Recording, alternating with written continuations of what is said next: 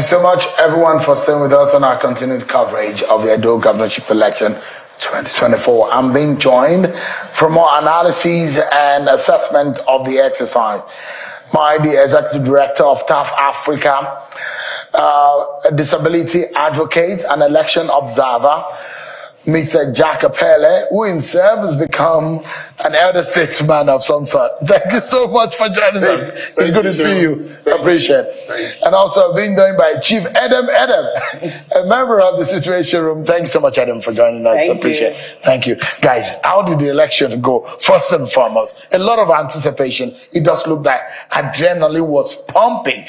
You imagine a lot of people talking about the Edo election. They are not even in, no links to Edo State. They do not even know anything about Edo State. But I'm not surprised though, because off-cycle election has that kind of attention.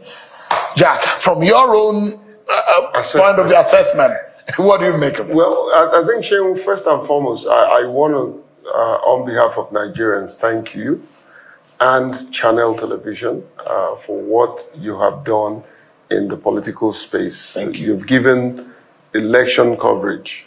You've taken it to another level. Thank you. And it's impressive that you're also very inclusive in your reportage. Thank you. That said, it's well, a little bit disappointing because your last segment, you were talking about logistical problem. This is something that we discussed on your show, and we told INEC times without number, it's time to change the modus. Yes. And bring it. Look, there are a lot of people that would have done a better job, and even sometimes less expensive. I don't know why we are still having this logistical problem. And INEC have not come to address it so that it will not be repeating itself. So we had logistical problems in this election, delivery and starting the election on time, delivery of materials and starting the was a huge problem. The other thing is nature calling. The rain also contributed to a bit of slowness in kickstarting some of the polling unit starting and all that. But we still find a lot of voter apathy, at least from the perspective of my community. Many of them did not come out. From the PWDs, people with disability. The people with disability. But I thought there were Braille ballot papers. I thought we've advanced. Not in all cases. Not in all cases. There's polling unit that I went to that in our data analysis, because what we did in TAF Africa was to deploy based and guided by data. And we got to some of those polling units, the resources were not there. And I think that's why I made an all effort to reach this rec, because INEC has enough resources that would have gone round, and my concern is why is it that they didn't take advantage of those resources? There were enough magnifying glasses, there were enough braille jackets, there were enough posters, you know. Why is it that they didn't take advantage of that? It's a question that only him can answer. But overall, I think we have what I would describe as above average performance. Yeah. Yes. I mean, have we seen INEC perform better than this in the past? In an off-cycle election? No, well, it's still not concluded. We're still in the midst of it. However, I think I've seen them do much better in some other off-cycle election than they did in this particular one. Adam, let me get to your overall, Mr. Jackie Pelle's own overall assessment, in your own view, giving a global perspective and a global view of what you saw. How would you assess the exercise? Okay, let me just go a step backward regarding your first question. My assessment and why there's so much interest is as a result of, one, attributing to your program. There has been a lot of awareness around what is going on within the incumbent government and the past government and the different shifting party, including the deputy governor issues and all that. That again really raised a lot of concern and a lot of interest to see how the election will be and how it will look like. So generally, being in Edo State since yesterday, I've also seen that there have been a lot of preparation in terms of security, in terms of the INEC ad hoc staffs.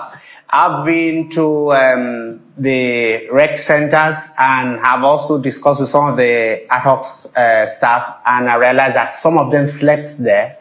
And I think that that was also in a bid for INEC to see that those logistical and operational issues were put in check.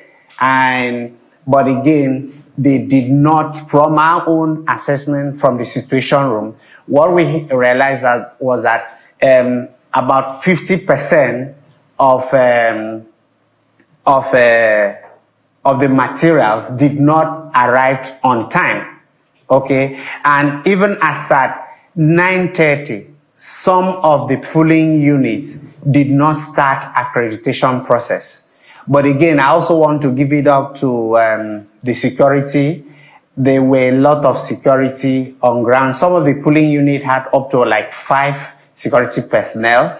I also saw EFCC also in some of the polling booths trying to check out for those that are doing vote trading and vote buying and a whole lot of others. I know Situation Room has had a preliminary report, yes, which I like to engage you on and see what is on the minds of the members of the Situation Room. And I mean, there have been great men who have been part of the Situation Room. So I know it's a combination, and it's a part of a lot of fantastic human beings who understand our democracy and our elections. But let me come back quickly to Mr. Epele.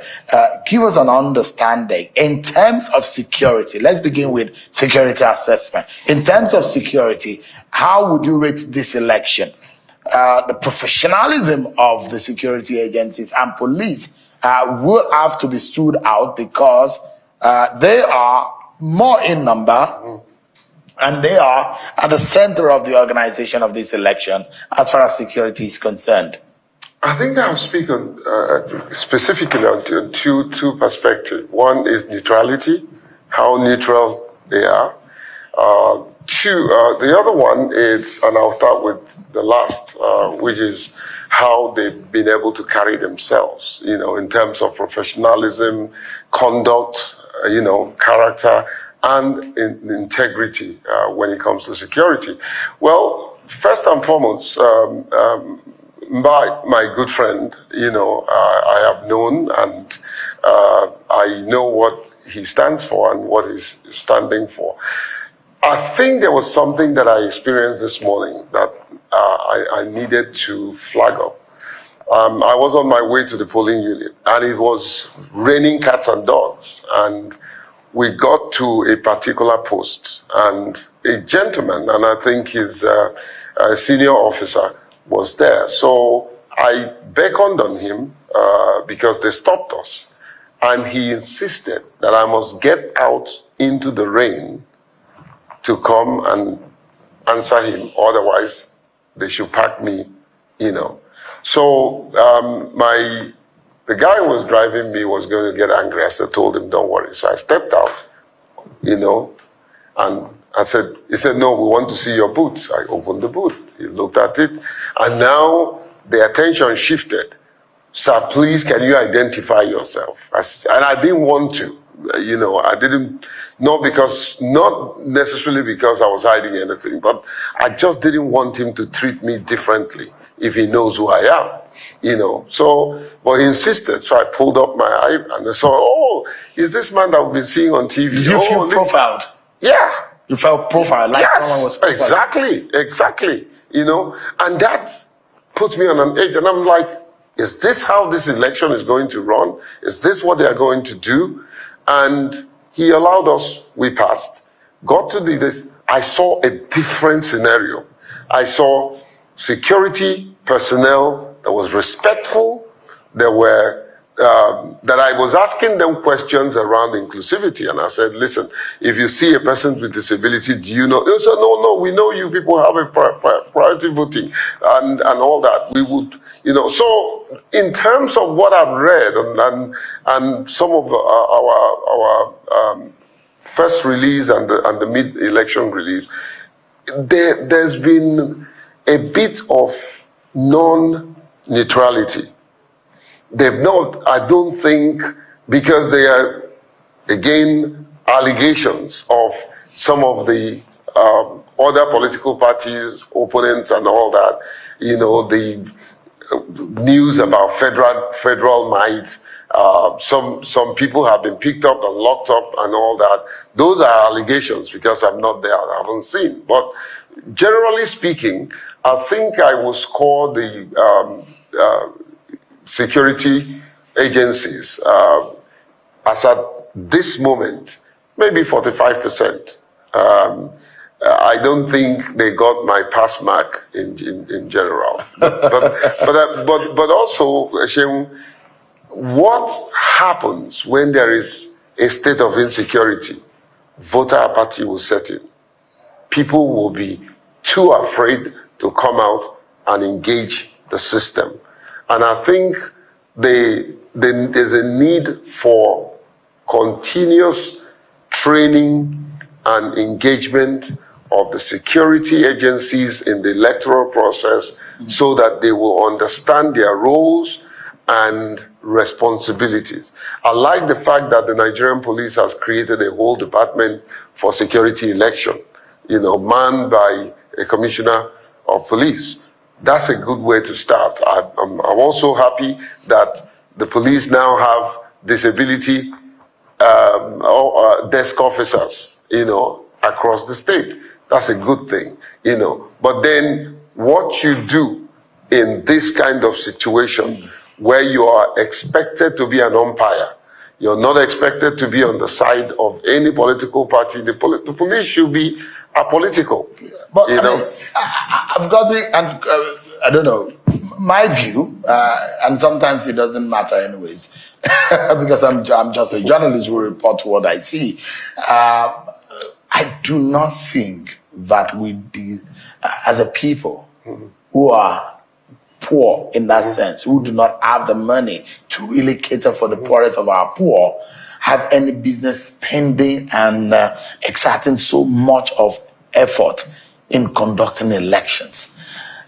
We're not in a war situation. We're not in an emergency situation. All the security apparatus of this country were put to test because of election. I do think that we are frivolous. We are more or less like a child that is guided. Over pampered child. I do think that we need to be creative in the manner in which we conduct our elections, such that we don't have to put on the street the best of our security agencies just because citizen wants to participate in a civic exercise, not in a war situation. Adam, I mean, you are the expert here. For us, we feel that the INEC and citizens should have a consultative forum where other strategies could be discussed and agree on how best should we handle our election going forward that will not involve so much resources, so much security. And again, the security at some point, because I think it's just because of tension and also other insecurity that based on propaganda and also based on some statements made by highly influential politicians or political parties that also give rooms for this. But I also think that if security is seriously discussed among stakeholders, some prior to the election, then some of those people that are maybe making public pronouncement, intimidating voters and intimidating the opponents should be like maybe put behind the bar, or so that they can give room for a peaceful and fair election. Then moving forward, we are in the era of technology. Is there a way we can also learn from others and then deploy technology in such a way that even when we don't need to shut down the whole country, we don't need to shut down the whole state when elections are conducted, we deploy technology in the sense that even while you are doing your normal business, you can as well vote. Maybe open your app and vote, and then for other citizens that do not have access to modern technology, maybe like those people in the rural areas, then those are the people that can be, maybe we give some certain, make some certain provisions to cater for them. I think if I may weigh in, Shem, the insecurity in the electoral process, the culprits are the politicians, the political parties. They create the problem. They present the state of insecurity that requires this level of deployment of security personnel, which is telling on the taxpayers' money, because many of them will get some form of allowances. Even if you don't get allowances, you have to travel all the way from neighboring states, to come and be part of a very bogus electoral security architecture. The political class are totally responsible for the state of insecurity in the electoral process. If the political parties will behave themselves, the politicians will behave themselves. For us citizens, we don't really have issue about creating unnecessary insecurity problems. They are the one that foments the trouble. They are the one that pays for people that will go and break people's head and carry guns. They are absolutely and totally responsible. If they will behave themselves, then we don't need this bogus security presentation in an electoral process. I mean, sometimes when you are challenged in one way, you get creative. And I think it's that moment that we need to be creative in such a way that we need to find easier paths or less expensive pathways in conducting our elections. Our elections are just too expensive. Too expensive. It costs almost $1 billion or more to conduct a governorship election in a place where the average person finds it difficult to feed. It is just outrageous for you to want to conduct a governorship. It's an election for one seat, for over $1 billion naira. It doesn't make sense. That's just for the electoral body. Yeah. Don't forget. You don't want to know how much the political parties the politicians, the political party. Man, I do think, and a whole lot of. I mean, in the age where we're talking about paperless, we're talking about e-commerce, we're talking about how people can bank without. In fact, some banks these days, they do not even require any signature, hard copy signature. Everything is e. I've never written a check for the past 3, 4, 5 years. Absolutely. And you do your transactions easily. And so why does it have to be our democracy that has to be taken to the Stone Age when every aspect of our lives has been taken digital? I've gone digital. I just think it's a moment that we as a people need to come together and start rethinking these processes. Yeah, let me just come in here. I think that the challenge we're having, even looking at the cost of governance, is being caused by the political elites because they make these laws.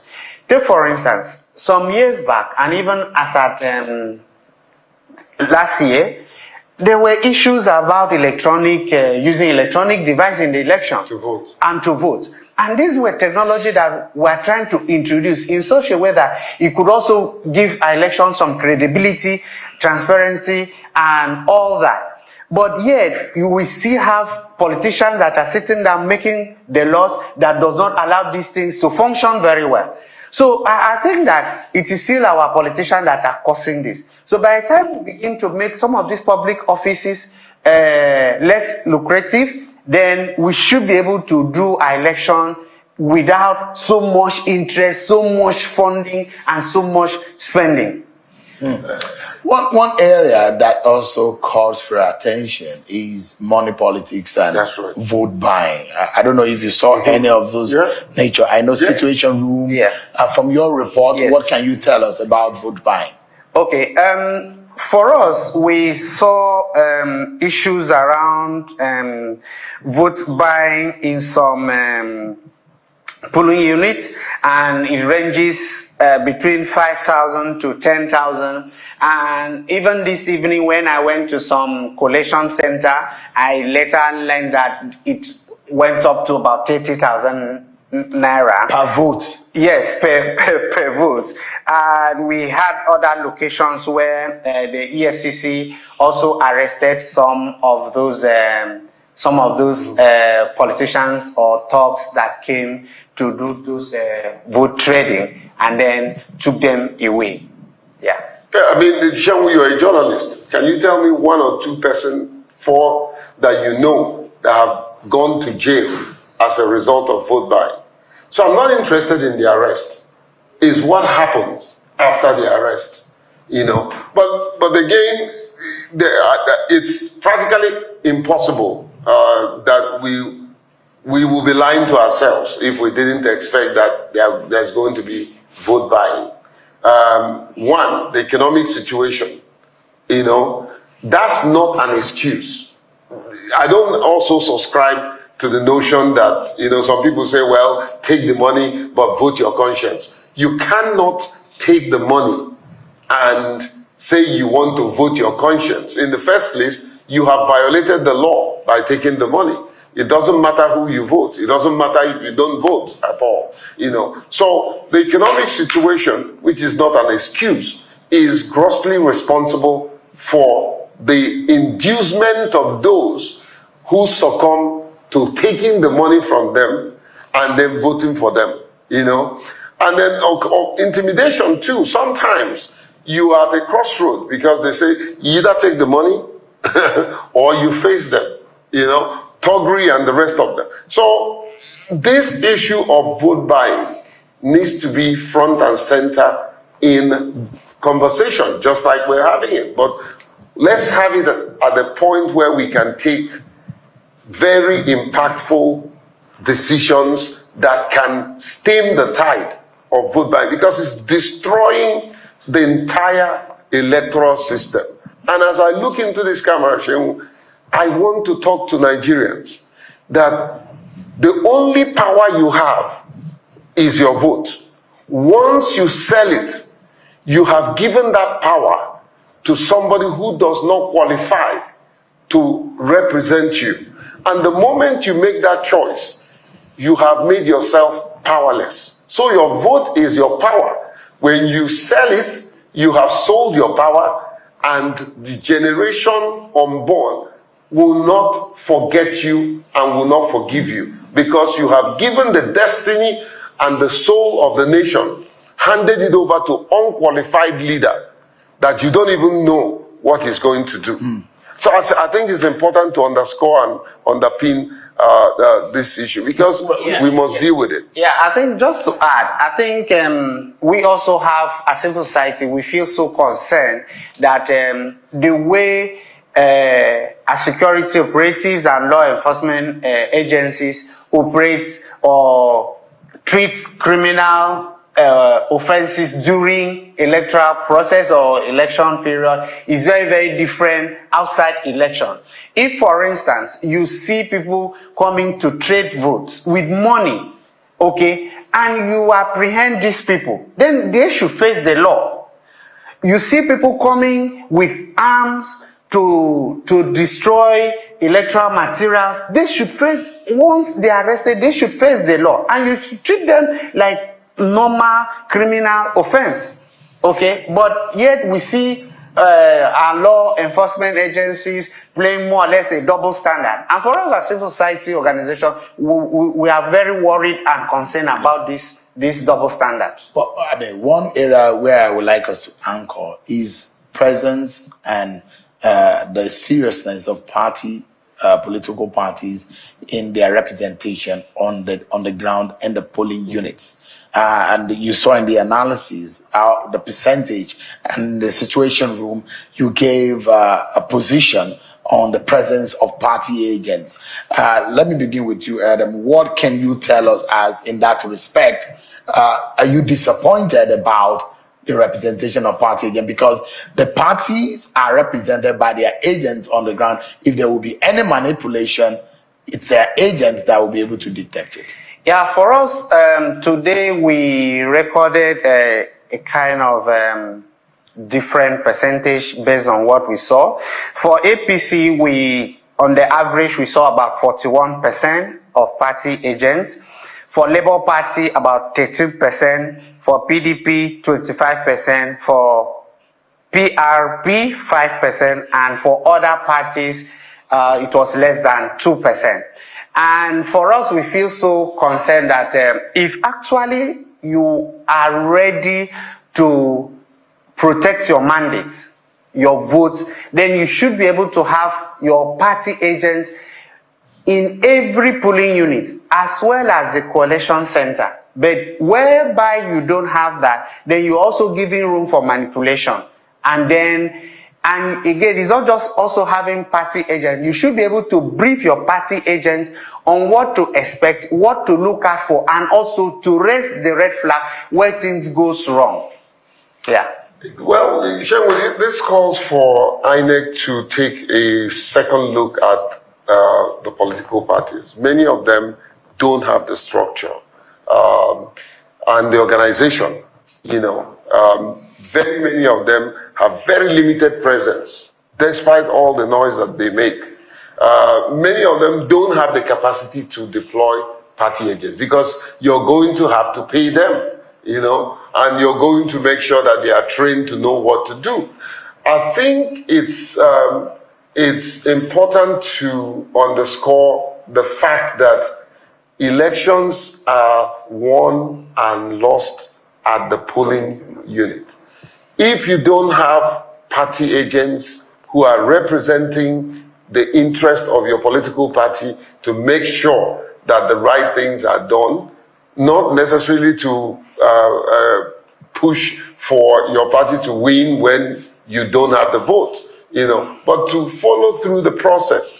So it's a systemic problem within the political parties, and the fact that many of them lack the structure, many of them don't even have, of course, the issue of them being organized as an institution, it's a major problem, and so this can be a moment that INEC will have to re-examine the political parties. The fact that you're registered does not mean you are registered forever. If you don't meet certain thresholds, you can be deregistered, and I think many of them have lost that grip of a political party that have a national presence, So there are many political parties that have no representation.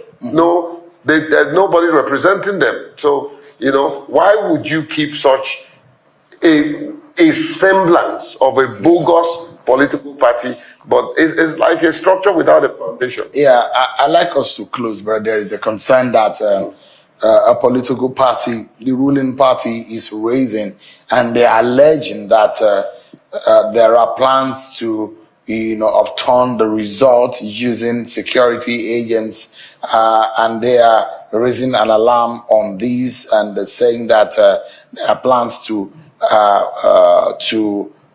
manipulate and withdraw coalition center security to pave way for manipulation, and they're pushing INEC to terminate election process. This is an allegation coming from the ruling party against the opposition, and I want us to close on that note. That is dangerous if it's true, but if how valid is this kind of allegation when it's being raised at this kind of period? Well, it's unfortunate. The fact that this kind of allegation is being raised in the first place is unfortunate because it can create a lot of problems. And I understand that maybe the collation centers will be over secured, where they are saying certain people or society or institution cannot be given access. That also will spell problem. But then, whenever issues like this are being raised, there's a need to do a proper interrogation of the allegation to ensure that there is no element of truth. And if there are elements of truth, the security operatives, INEC, and everybody concerned, including the civil society, we also have a responsibility to interrogate this kind of allegation and find out if it's true, then make the necessary call, reach out to whoever we know that can stem the tide of trouble, because this can spell doom. And I'm not saying anybody should take the law into their hands. This can be mere misinformation. It doesn't matter where it's coming from, and I'm not saying it is. I'm saying that let's not act based on hearsay. Let's make sure we have our facts, before we take proper action. But this is not a good omen. Okay, so for me, I think this is like placing a whole lot of burden on INEC. So INEC, irrespective of the fact that whether this allegation is true or not, INEC should immediately come out with a press statement and roll out strategy. We have 18 local governments in Edo State as we stand, and elections have been conducted across the 18 local governments. The collation centers are going to be one in each local government. So it is now left for INEC to now say, okay, this is our strategy. This allegation is not correct. This is our strategy. All the political parties that stood in for this election, give us the names and identity of your collation center reps, and it should be announced on the radio and the television, and those lists should be given to the security at the gate. So those people now go inside and monitor the collation at each of the collation center until it is done. Interesting. I must sincerely thank both of you. The exercise is not over. We need to still keep our eyes on the process as the transportation and the final collation and compilation of the compilation of the result are being done, and we are in the very critical period. All of what has been done over the last year or so will come to nothing if this very last exercise is not seen through and thoroughly done. Thank you so much, Mr. Jackie Pele, the Executive Director of TAF Africa. Thank you so much. It's good to see you. Thank you, sir. Thank you so much. Thank you so much. Chief Edem Edem. Thank you so much. Member of the Civil Society Situation Room.